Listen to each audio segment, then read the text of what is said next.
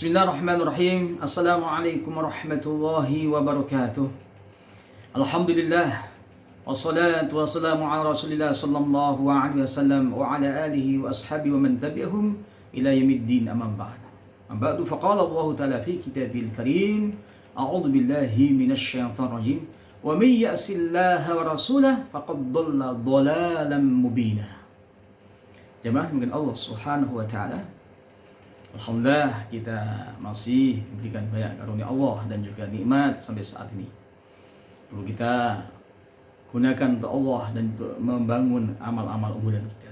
Dan sekalian, menyambung kaitan dengan kajian kita Al-Khamr kemarin, kita tahu bahwa meskipun ada tahapan-tahapan kaitan dengan hukum haramnya Al-Khamr, tapi akhirnya Allah Subhanahu wa taala menjelaskan, menegaskan bahwa al-khamru termasuk yang diharamkan Allah Subhanahu wa taala dan diperintahkan untuk fajtanibu, meninggalkan itu. Dan sekalian, kalau kita sebagai seorang muslim yang beriman pada Allah Subhanahu wa taala, kalau kita mau maksiat pada Allah, kemudian kita melakukan hal-hal yang sudah dilarang oleh Allah Subhanahu wa taala, khusus kaitan dengan al-khamr ini, kita menikmati al-khamr, meneguk al-khamr, ya. Kemudian kita bisnis dengan al-khamr, sesuatu yang sudah diharamkan Allah Subhanahu wa taala. Kita ngasih hadiah pada orang dengan sesuatu yang diharamkan Allah, memberikan, menolong untuk mendapatkan kaitan dengan al-khamr ini, maka Allah Subhanahu wa taala, kita dalam dikatakan bahwa orang-orang yang maksiat pada Allah dan Rasulnya, mereka adalah orang-orang yang dalam kesesatan, sesat yang nyata. Wa may ya'sillaha wa rasulah, dan barang siapa yang maksiat pada Allah dan Rasulnya, faqad dhalla, maka sungguh-sungguh, ya, dia dalam kesesatan. Dhalla, sesat. Dhalalan mubina, dalam kesesatan yang nyata.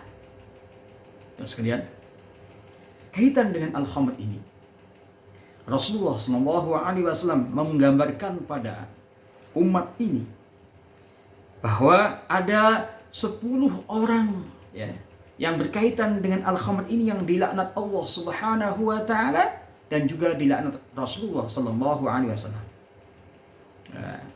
Yang kaitan dengan hadis rawahu Imam Abu Dawud dari sahabat Ibnu Umar, di situ disebutkan la'anallah, Allah yang melaknat kaitan dengan al-khamr ini.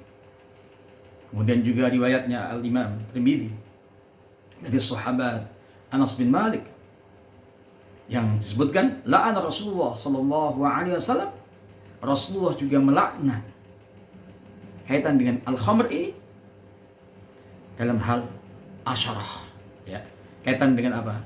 10 orang. La'ana Rasulullah sallallahu alaihi wasallam fil khamri asratan. Ada 10. Siapa mereka? Yang pertama, jemaah sekalian, asirah, orang yang memeras, memproduk, ya, al-khamr itu, termasuk orang-orang yang dilaknat Allah Subhanahu wa taala dan juga dilaknat Rasulullah sallallahu alaihi wasallam.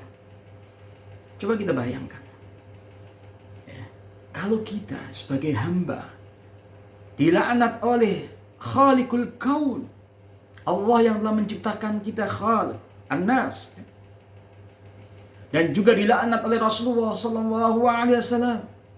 Rasulullah sallallahu alaihi wasallam melaknat kita. Itu kalau kita melakukan meras, memproduk al-khamr yang sudah diharamkan Allah Subhanahu wa taala.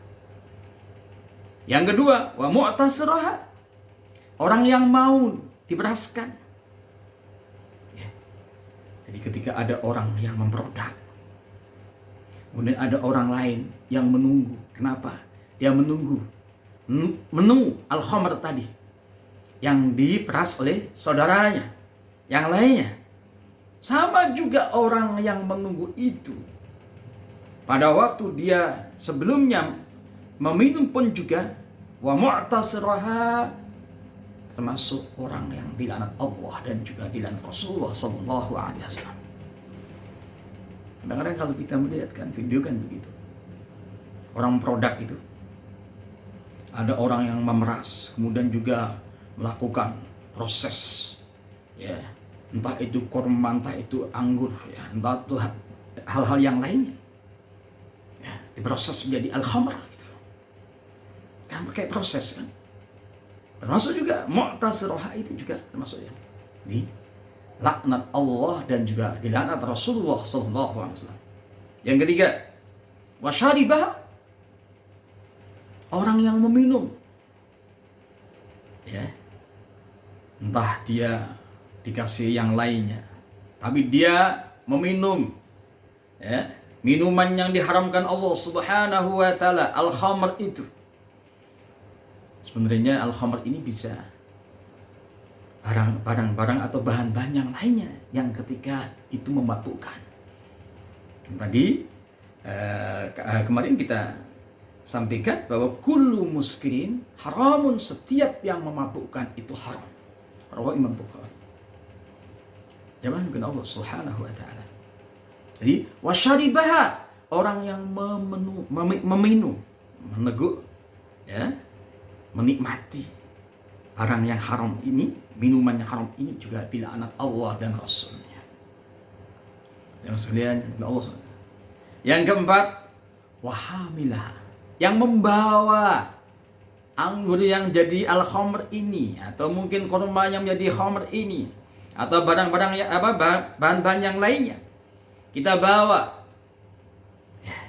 entah kita bawa kepada orang lain, kita bawa ke rumah, yang membawa saja, meskipun itu tidak milik kita, kita bawa yang diharamkan Allah Subhanahu wa taala, termasuk yang dilaknat Allah dan juga Rasulullah sallallahu alaihi wasallam.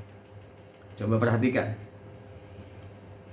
semua dilaknat Allah dan Rasulnya, dibenci Allah Subhanahu wa taala dan Rasulullah sallallahu alaihi wasallam. Bukan hanya dibenci, dilaknat. Jamaah yang mengenal Allah Subhanahu wa taala. Yang kelima adalah tadi wal mahmulata ilaihi, dan orang yang dibawakan al-khamr ini untuknya, ini juga termasuk yang dilaknat Allah dan juga Rasulullah sallallahu alaihi wasallam. Ya.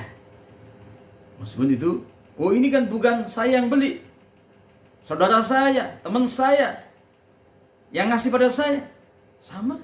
Wal mahmulata ilaihi, yang dibawain al-khamr ini, minuman yang diharamkan Allah Subhanahu wa taala kepadanya. Yang keenam, wasaqiyah, saqiyah, yang menuangkan. Ya, coba kadang-kadang ada orang, ya, minum itu, ada saudaranya atau temannya yang menuangkan, yang membantu, ya. Maka dalam Islam ini kita nggak boleh membantu dalam kemaksiatan. Wala ta'awanu 'alal itsmi wal 'udwan, nggak boleh, karena itu adalah dosa. Sama juga orang yang berserikat bersama-sama melakukan sesuatu yang dilarang Allah Subhanahu wa taala, sama dia hukumnya. Maka termasuk orang yang dilaknat. Wasaqiyah, ya, berikan minuman. Saqiyah, menuangkan, ya. Yang ketujuh, waba'i'ah, ba'i', ba'a yabi'u, ba'i', ba'i'ah, orang yang menjual. Sebagai seorang muslim yang beriman pada Allah Subhanahu wa taala, harus hati-hati dalam hal ini. Kehidupan yang fana ini, kita boleh jual beli, tapi yang dihalalkan oleh al-Islam, yang dibenarkan oleh al-Islam. Oh ini kan hanya menjual, Ustaz. Sama. Meskipun kita hanya menjual, nggak memproses itu. Setiap orang yang menjual sesuatu yang diharamkan Allah Subhanahu wa taala di sini, wa ba'i'ah, termasuk yang dilaknat. Yang kedelapan, wa akila thamaniha, akala ya'kulu, akilun wa akila thamaniha, orang yang memakan thaman, harganya. Ya, artinya apa? Jual beli. Kemudian mendapatkan rezeki, ya. Mendapatkan apa? Keuntungan. Wa akilu thamaniha, orang yang makan keuntungan dari hal-hal yang diharamkan Allah Subhanahu wa taala. Kaitan al-khamr ini juga dilaknat Allah dan Rasulullah. Ya. Kaitan dengan investasi sama di sini. Orang yang melakukan investasi pada syarikat. Ya. Tapi ini kaitan apa? Kolaborasi, tapi kaitan dengan kolaborasi yang kemaksiatan. Maka sama juga meskipun dia tidak memproduk, tapi dia berinvestasi, ya. Kemudian dia mendapatkan keuntungan, kemudian dia menikmati keuntungan itu dari al-khamr ini sudah sama disebut wa akila thamaniha, termasuk la'anallahu wa la'ana Rasulullah sallallahu alaihi wasallam, termasuk yang dilaknat Allah dan juga yang dilaknat Rasulullah sallallahu alaihi wasallam. Jamaah dengan Allah Subhanahu wa taala. Yang kesembilan, wal mustari laha, orang yang membeli. Uangnya halal, ya. Tapi kita belikan untuk ke sesuatu yang dilarang. Ya sama. Yang kita beli sesuatu yang dilarang oleh Allah Subhanahu wa taala, al-khamr ini. Ini termasuk juga orang-orang yang dilaknat Allah dan juga Rasulullah sallallahu alaihi wasallam. Wal mushtari. Lalu saya membeli tapi bukan untuk saya, sama. Saya beli untuk yang lain, sama. Jamaah Allah Subhanahu wa taala. Ingat, harta itu akan ditanya oleh Allah Subhanahu wa taala. Sumbernya halal tapi penggunaannya enggak halal, ditanya. Min aina iktasabahu, itu harta akan ditanya oleh Allah Subhanahu wa taala pada waktu yaumul qiyamah nanti. Dari mana sumbernya? Kalau kita menjawab, ya Rabbi min halalin thayyib, dari sumber yang halal yang thayyib. Wa fima anfaqah, dan untuk apa? Didaya gunakan, dibelanjakan. Nah, di sini al-mushtari laha lil khamr juga termasuk yang dilaknat Allah. Makanya jawab sekalian, makanya harus hati-hati dalam kehidupan ini. Ya. Jamaah mungkin Allah Subhanahu wa taala. Kemudian yang ke-10 adalah wal mushtarata lahu. Bukan beli tapi dibelikan. Orang yang dibelikan untuknya, ya, itu juga sama orang yang dilaknat Allah dan juga dilaknat Rasulullah sallallahu alaihi wasallam. Ini 10 jamaah sekalian.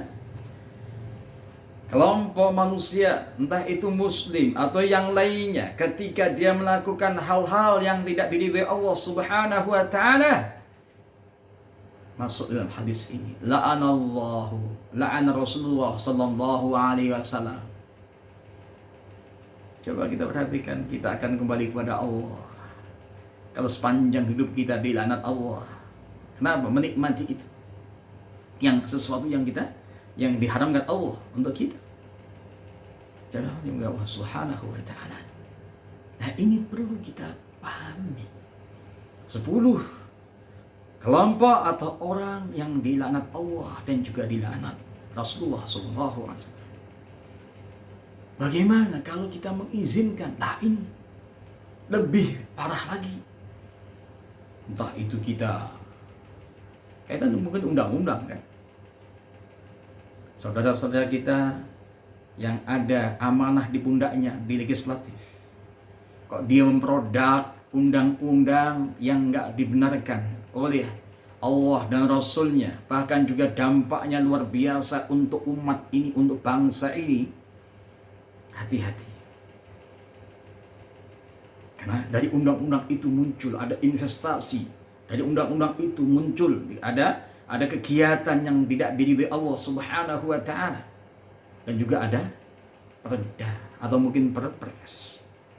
Ini juga harus kita sebagai seorang muslim yang beriman pada Allah Subhanahu wa taala, kita kelola ini kehidupan ini dengan kebaikan. Ya, ada manfaatnya apalagi pada masa-masa pandemi ini. Yang harusnya kita menghindari sesuatu yang kekacauan, ada yang menyebabkan kegalauan. Ada al-adawah, permusuhan di antara orang-orang yang menikmati minuman ini, al-khamr ini. Jamaah mungkin Allah SWT, coba kita renungkan kembali, kita menyadari kembali, kita akan kembali pada Allah Subhanahu wa taala. Makanya kita harus hati-hati dengan kehidupan. Dan semoga ada manfaatnya. Kita jadikan sebagai acuan dalam kehidupan ini, kaitan dengan al-khamr ini, kaitan dengan 10 orang yang dilaknat Allah dan juga dilaknat Rasulullah Sallallahu Alaihi Wasallam. Mungkin itu yang bisa saya sampaikan. Semoga ada manfaatnya. Demikian. Wassalamualaikum warahmatullahi wabarakatuh.